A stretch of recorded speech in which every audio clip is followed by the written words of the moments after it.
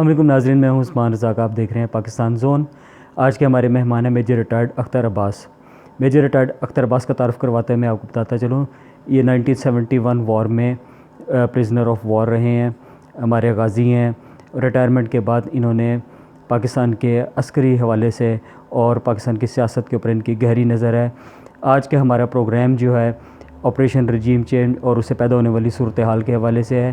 ہم ان سے ڈسکس کرتے ہیں اور ان کی ماہرانہ رائے لیتے ہیں کہ آپریشن رجیم چینج کے حوالے سے پاکستان کے معیشت پر، سیاست کے اوپر کیا اثرات مرتب ہوئے ہیں، اور ایسے کون سے ذرائع اگر عمران خان 2/3 اکثریت لے کر آتے ہیں تو ایسے کون سے وہ سٹیپس ہوں گے جن کی وجہ سے وہ عمران خان پاکستان کو معاشی بحران سے نکال سکتے ہیں۔ بہت شکریہ سر، ویلکم ٹو آور شو۔ آج آپ کو بلانے کا مقصد آپ سے ڈسکشن کرنا تھا کرنٹ سینیریو کے حوالے سے، تو امید ہے آپ ٹھیک ہوں گے۔ پہلا میرا یہ سوال آپ سے میں یہ جاننا چاہ رہا ہوں کہ آپریشن رجیم چینج جو پاکستان میں کیا گیا ہے، آپ کیا سمجھتے ہیں اس کے پاکستان پہ کیا اثرات ہو سکتے ہیں؟ یہ جو آپریشن ہے جس میں ہماری گورنمنٹ کو چینج کیا گیا ہے، ایکچولی یہ 5th جنریشن وار کا ایک حصہ ہے۔ اب 5th جنریشن وار کیا ہے؟ اس میں جو پاورفل کنٹریز ہیں انہوں نے دوسرے ملکوں میں اپنا نیریٹو جو ہے اس کو پروموٹ کرنا ہے۔ نیریٹو پروموٹ کرنے کے 2-3 طریقے ہیں۔ ایک تو ادھر کی جو پریزنٹ گورنمنٹ ہے ٹرائی کرتے ہیں کہ جی ان کی پالیسیز کے مطابق کام کریں، اگر وہ نہیں کرتے تو پھر وہ جو پریزنٹ گورنمنٹ ہوتی ہے اس کو وہ چینج کر دیتے ہیں۔ چینج کرنے کے لیے ان کو کیا چاہیے؟ چینج کرنے کے لیے ان کو اس ملک کے اندر جو پولیٹیشنز ہیں ان کو خریدنا پڑتا ہے، اس ملک کے اندر جو پاور گروپس ہیں ان کو خریدنا پڑتا ہے۔ اور جہاں تک ہمارے ملک کا تعلق ہے، ہمارے ملک میں امریکہ کے کافی روٹس ہیں۔ امریکہ ہمارے ملک میں پینیٹریٹ کیا ہوا ہے۔ امریکہ جو چاہتا ہے امریکہ وہ کروا لیتا ہے۔ جب سے پاکستان بنا ہے پاکستان امریکہ کے گروپ میں ہے، لیکن امریکہ کے گروپ میں رہ کے پاکستان ایک لیول سے اوپر گرو نہیں کر سکا۔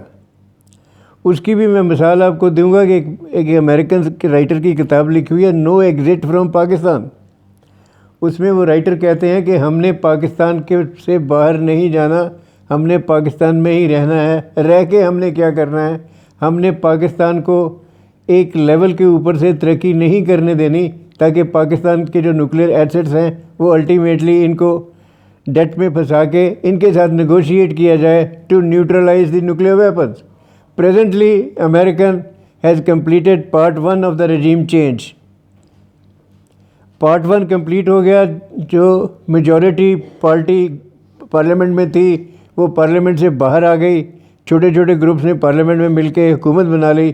اب ان کا دوسرا آبجیکٹو یہ ہے کہ جس حکومت کو ہم نے باہر کیا ہے ہم نے انشور کرنا ہے کہ وہ حکومت دوبارہ نہ آ جائے، تاکہ ان حکومتوں کو چینج کرنے کے بعد ہم نے اس ملک کو مجبور کرنا ہے کہ جو ہمارے آبجیکٹوز ہیں وہ ہم کیسے پورے کریں گے۔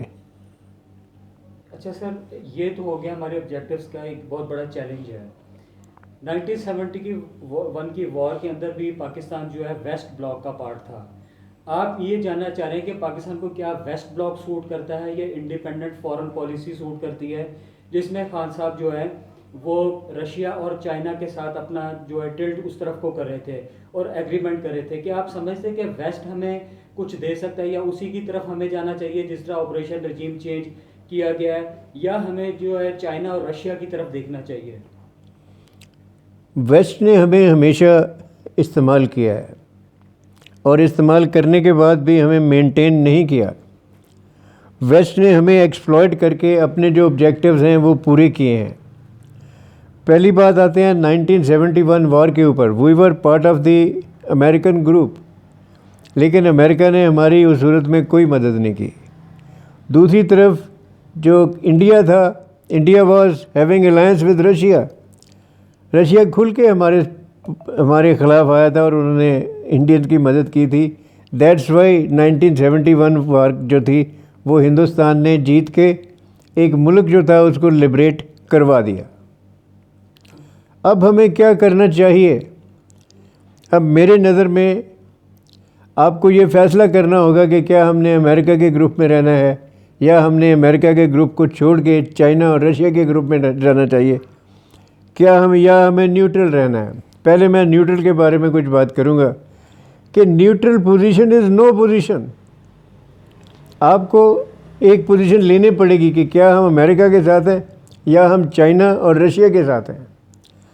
جو عمران خان کر رہے تھے، جو چیزیں پسند نہیں تھی امریکہ کو، وہ یہ تھی کہ Imran Khan wanted to maintain only working relation with امریکہ. اس کے بعد وہ تقریباً 70-80% چائنا اور رشیا کے بلاک میں چلا گیا تھا. جانے کی وجوہات کیا تھی؟ جانے کی وجوہات یہ ہے کہ پاکستان جب سے مارچ سے وجود میں آیا ہے اس سے آج تک پاکستان امریکہ گروپ میں رہا ہے. پاکستان ایک لائن سے اوپر ترقی نہیں کر سکا. کیوں نہیں کر سکا؟ امریکہ نہیں چاہتا تھا کہ آپ ایک لائن سے اوپر ترقی کریں. اس کی مثال میں آپ کو یہ دوں گا، جو فیلڈ مارشل ایوب کا زمانہ تھا، اس زمانے میں پاکستان کا گروتھ ریٹ کافی بہتر تھا. پاکستان جرمنی کو بھی لون دے رہا تھا. ساؤتھ کوریا والے آپ سے پلاننگ ڈویژن سے ملاقاتیں کرتے تھے کہ how you have gone forward, we want to follow that. جو پی آئی اے ہے وہ دنیا کی بیسٹ ایئر لائن تھی.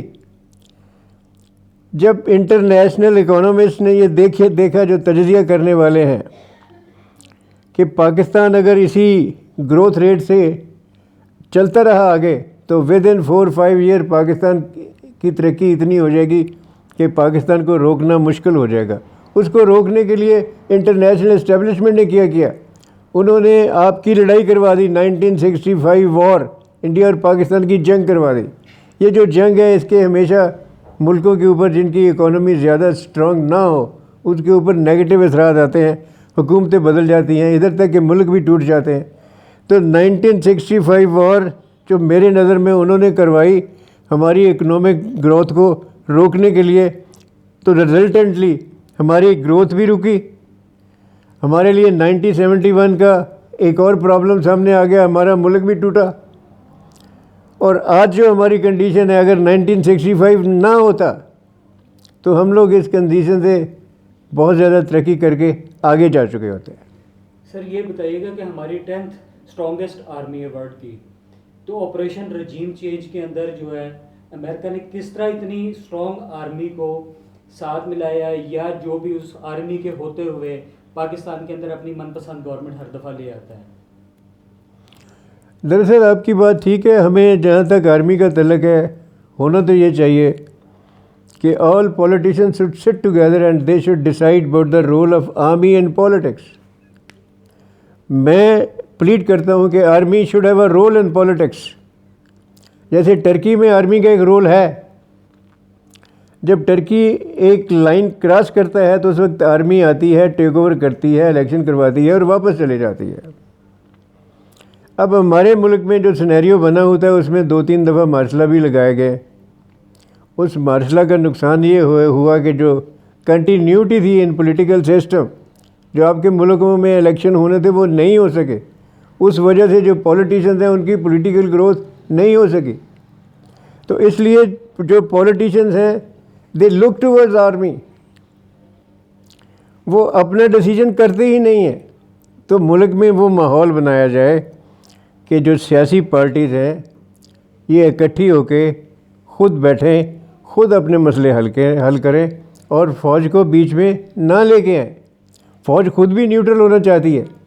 تو میری خیال میں فوج کو ہمیں موقع دینا چاہیے کہ فوج نیوٹرل ہو کے اپنا صرف پروفیشنل کام کرے اور ملک کو چلائیں، سیاستدان اکٹھے ہو کے.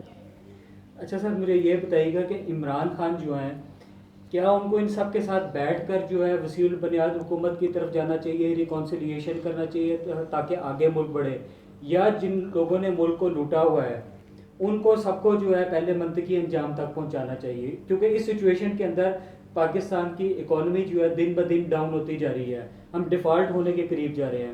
کیسے ان سارے سچویشن کو بہتر کیا جا سکتا ہے؟ دیکھیں، اس سچویشن کو بہتر کرنے کا جو طریقہ ہے وہ ہے کہ کنٹریز میں جو ابھی گورنمنٹ ہے it is in a way representative government نہیں ہے. یہی لوگ جو گورنمنٹ میں بیٹھے ہیں، یہ Imran Khan when he was in power اس کو کہتے تھے کہ 2018 کا الیکشن میں دھاندلی ہوئی ہے، اس لیے آپ جو ہیں آپ الیکٹڈ پرائم منسٹر نہیں ہیں. ہونا یہ چاہیے کہ اگر آپ الیکشن کرواتے ہیں کنٹری میں، الیکشن اگر فری اینڈ فیئر ہوتے ہیں تو جو بھی پارٹی جو ہے وہ جیتتی ہے اس کو حکومت بنانے کی اجازت ہونی چاہیے. ہوا یہ تھا کہ جب بے نظیر پولیٹیکل پارٹی اپنا پیپلز پارٹی جو اٹ واز ویری اسٹرانگ نظر آتا تھا کہ 2/3 میجورٹی لے لے گی الیکشن میں، لیکن اس کی پاپولیرٹی کو کاؤنٹر کرنے کے لیے ایک IJI بنائی گئی. DG ISI صاحب جو تھے پرانے، انہوں نے پولیٹیشنز کو پیسے دیے. پولیٹیشنز کو پیسے دے کے وہ چاہتے تھے کہ ایک ایسی گورنمنٹ آئے جو اینٹی پیپلز پارٹی گورنمنٹ ہو، اور وہ گورنمنٹ آئی ملک میں. لیکن وہ جو ایکسپیریمنٹ تھا دیٹ واز ناٹ سکسیزفل. وہ اس سے سکسیزفل نہیں تھا کہ ہمارے جو پولیٹیشنز تھے ان کی as a political leader training ہی نہیں ہو سکی. تو ہونا یہ چاہیے کہ اب جو سینیریو ہے کنٹری میں، اگر اب فری اینڈ فیئر الیکشنز ہوتے ہیں، ان میں عمران خان سیٹیں جیتتا ہے یا نواز شریف جیتتا ہے، جس کی بھی میجورٹی ہے اس کو حکومت بنانی چاہیے. اچھا سر، یہ بتائیے گا کہ آپ کیا سمجھتے ہیں کہ آگے نیکسٹ جو الیکشن ہو رہا ہے، عمران خان اس میں کتنی میجورٹی لے سکتا ہے؟ جو عمران خان کی میجورٹی جو پاپولیرٹی آج نظر آتی ہے، جس دن عمران خان کو نکالا گیا تھا جب وہ پرائم منسٹر ہاؤس سے ایک ڈائری لے کے اپنے گھر چلا گیا، تو عمران خان کو کبھی بھی یقین نہیں تھا کہ اتنے لوگ عمران خان کی سپورٹ میں نکل آئیں گے. عمران خان کہتے ہیں کہ میں نے جب ٹی وی پہ دیکھا اس رات، جب اتنے لوگوں کو میں نے دیکھا تو I was a change person all together. اب اگر آج فری اینڈ فیئر الیکشن کروائے جائیں تو عمران خان 2/3 میجورٹی سے زیادہ سیٹیں لے گا. اچھا، اگر یہ 2/3 سے زیادہ لے لیتے ہیں، میجورٹی سے زیادہ سیٹیں لے لیتے ہیں، آپ کیا سمجھتے ہیں کہ پاکستان کا جو پولیٹیکل جو اکنامک کرائسس ہے، پولیٹیکل کرائسس تو سیٹل ہو گیا، اکنامک کرائسس کو کس طرح کوپ کر سکتا ہے عمران خان، جو اتنا بڑا چیلنج ہے، ٹریڈ ڈیفیسٹ ہے اور سارے پاکستان کے فارن ریزروز ختم ہوتے جا رہے ہیں؟ آپ کے خیال میں کون سا ایسا آئیڈیا جس سے عمران خان جو ہے ہمارے فارن ریزروز انکریز کر سکتا ہے؟ دیکھیے، اگر عمران خان پاور میں آتا ہے اگین، تو امیڈیٹ ریکوائرمنٹ یہ ہوگی کہ you should have proper reserves جو اسٹیٹ بینک میں پڑے ہوں. ان کا کیا طریقہ ہے؟ پاکستان کا سب سے بڑا سورس جس سے آپ کو ڈالرز مل سکتے ہیں وہ اوورسیز ہے. پاکستان میں 90 لاکھ سے لے کے 1 کروڑ اوورسیز ہیں.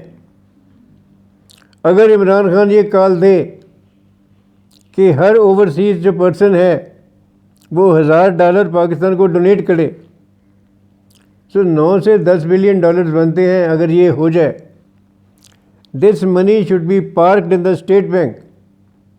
پارک کرنے کے بعد پاکستان میں ٹھیک ٹھاک پوٹینشیل ہے جس کو ایکسپلائٹ نہیں کیا جا سکتا. مثلا ایگریکلچر، آپ اپنی ایگریکلچر کو سائنٹیفک لینس پر لے کر آئیں، اس کو پروموٹ کریں. آپ کا ٹیکسٹائل سیکٹر، جو عمران خان جب یہ تھا، جب سے پریزنٹ رجیم آئی ہے کہ 200 سے 400 ٹیکسٹائل ملز بند ہو چکی ہیں. ہونا یہ چاہیے کہ آپ ایسی پالیسیز لے کر آئیں کہ ساری ٹیکسٹائل ملیں جو ہیں وہ چلیں. فیصل آباد کی ساری لومز چلیں. فیصل آباد میں جو مزدور ہیں، عمران خان کے زمانے میں ملنے کم ہو گئے تھے، اب وہ دوبارہ بے گھر ہوئے ہیں، وہ سارے فیکٹریوں میں جائیں. تو ایک ملک میں ایک بزنس کا فرینڈلی ماحول بنے گا جس میں امپلائمنٹ بھی کریٹ ہوگی. تو اس طریقے سے پھر جو ہمارے ریلیشن شپ ہیں ود ادر کنٹریز، اس میں سعودی عربیہ ہے، اس میں UAE ہے، اس میں ٹرکی ہے، اس میں چائنا ہے، اس میں رشیا ہے، یہ سب ملک جو ہیں ان وے آپ کو مدد کرنے کے لیے تیار ہیں، پرووائڈیڈ وہ کہتے ہیں کہ آپ کے کنٹری میں کوئی ریپریزنٹیٹیو گورنمنٹ تو ہو، آپ کے کنٹری میں کوئی کریڈیبل لیڈر تو ہو. وہ ساری چیزیں جو ہیں آپ کو عمران خان میں مل جاتی ہیں، and Pakistan can go forward. اگر عمران خان جو ہے اس کی جو گورنمنٹ ہے تھرو الیکشن دوبارہ آ جاتی ہے. اب آپ نے پوچھا کہ وہ لوگ جنہوں نے پہلے ملک کو لوٹا ان کا کیا کرنا چاہیے. جنہوں نے ملک کو لوٹا ہے ان کو ایک آپشن دینی چاہیے کہ آپ ملک کے پیسے واپس کر دیں and you become a normal citizen of Pakistan. آپ الیکشن میں بھی حصہ لیں، آپ پولیٹیکل پارٹیز کو بھی ہیڈ کریں.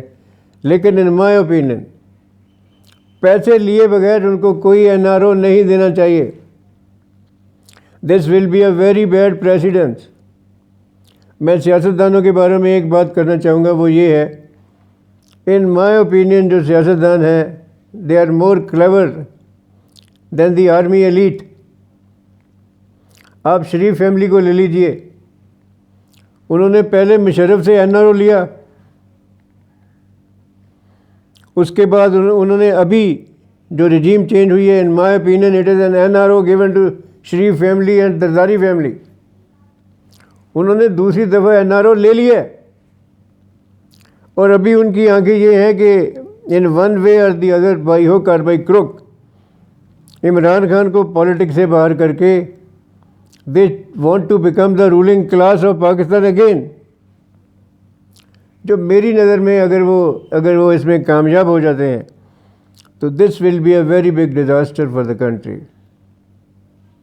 बहुत बहुत शुक्रिया सर, आपके साथ बहुत फ्रूटफुल हमारी डिस्कशन रही है. और जो सबसे बड़ा है, आपने बात की कि अगर इमरान खान वापस आते हैं और $1000 हर पाकिस्तानी दे दे तो पाकिस्तान के $8 to 9 बिलियन जो है आपके रेमिटेंस इकट्ठे हो जाते हैं. तो ये बहुत एक अच्छा आइडिया है और हमारी कोशिश होगी कि हम ये आइडिया जो है आगे पहुंचाएं और इमरान खान होपफुली आते हैं. आपके टाइम का बहुत बहुत शुक्रिया. Thank you sir, so much. Thank you. अल्लाह हाफिज़.